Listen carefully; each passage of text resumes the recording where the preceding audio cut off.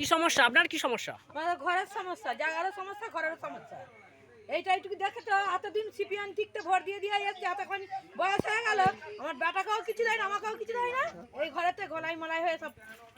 এই ঘরটা আপনার? কয়জন বাড়িতে কয়জন সদস্য আপনার? বাড়িতে আর 10 জন লোক আছে। তো আপনাদের কটা বাড়ি? ওটা বাড়ি এই তো এইটা না, দুটো ঘর আছে। এইটা মাটির ঘর আর একটা টিনের ঘর আছে। মোট কয়টা রুম রয়েছে? দুটো। দুটো রুম। আপনারা সদস্য কয়জন? আমরা সদস্য 5টা মেয়ে, একটা ছেলে 6টা আর 8জন। 8 জন। 8টা। এই বাড়ি যে আপনি পান না, কখনো পঞ্চায়েত, আপনাদের তো পঞ্চায়েত স্তরের আপনারা বাসিন্দা, কখনো পঞ্চায়েত থেকে বা সরকারি আধিকারিকরা এসে আবাস যোজনায় নাম তুলে নিয়ে গেছিলেন? কেউ না তুলে নিয়ে যায় না, কেউ কিছু করেও না, কেউ কিছু দেয়ও না, কেউ কিচ্ছু নাই। সিপিএম থেকেও দেয় না, তৃণমূল থেকেও দেয় না, বিজেপিতে এই শুরু হয়েছে, বিজেপি থেকেও দেয় না। রাজ্যে তো আপনাদের ক্ষমতায় রয়েছে তৃণমূল সরকার, মমতা বন্দ্যোপাধ্যায়। 2022 সালের মধ্যে 2022 সালের মধ্যে ভারতবর্ষে এমন কোনো পরিবার থাকবে না যাদের মাটির ঘর, অর্থাৎ সমস্ত বাড়িগুলো কিন্তু পাকা ঘরে যাবে। প্রধানমন্ত্রী আশ্বাস দিয়েছিলেন।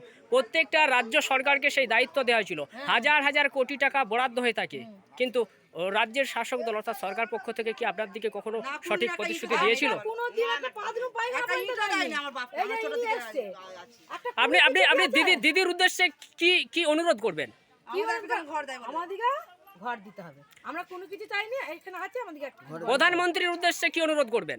কি আবার অনুরোধ করবো, আমরা শুধু ঘরের ঘর চাই। আপনাদের দাবি একটাই? আমরা শুধু আপনাদের দাবি একটাই? হ্যাঁ।